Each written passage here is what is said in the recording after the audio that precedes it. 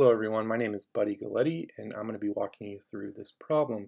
And I wanted to show you this really cool graph that I made on Desmos to illustrate the point of area and side length being connected with square root, and particularly of squares here.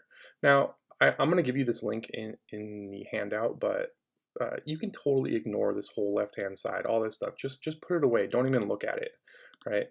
And all you have to do is note that I let this square be a little bit interactive, so you can click and drag and make the area bigger. And you'll notice as the area goes up from, let's say, 4 to 9, the big thing I want you to notice here as we go from 4 to 9 is that the side length is going from 2 to 3. Let's see that one more time.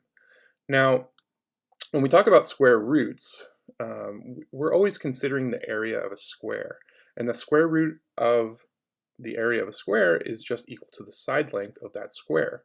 So that's why when we say the square root of 4 is equal to 2, it's because the side length of a square with area equal to 4 is equal to 2.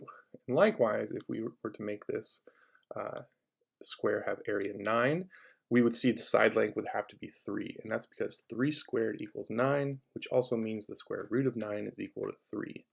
Alright, so another big thing I want you to notice here, since we're trying to approximate these square roots of 6 and 7, is that since square roots are just asking what is the side length of the square with that area, we want to notice that somewhere between these squares with area 4 and area 9, there has to live two squares, one with area 6 and one with area 7. And look, we're getting really close right here. So I'm at area 5.76 with a side length of 2.4. And then I can go up just a little bit more and I go above 6 at 6.0025. And I notice my side length has gone from 2.4 to 2.45. So that means there has to exist a square with the area equal to 6, and the side length of that square is going to be somewhere between 2.4 and 2.45. That's going to really help us narrow down our approximation of that value of the square root of 6.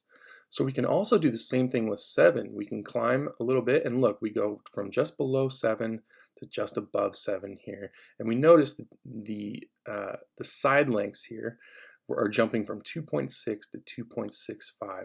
So using that same kind of logic, we know that there has to exist a square with the area equal to 7 with a square root or side length equal to some value between 2.6 and 2.65. So that's all I really wanted to point out in this video. Feel free to come back and watch this video as many times as you like before moving on. And I'm also going to give you the link to this graph so you can play around with it as much as you like. So yeah, thank you for watching, and I'll see you back on the exercise.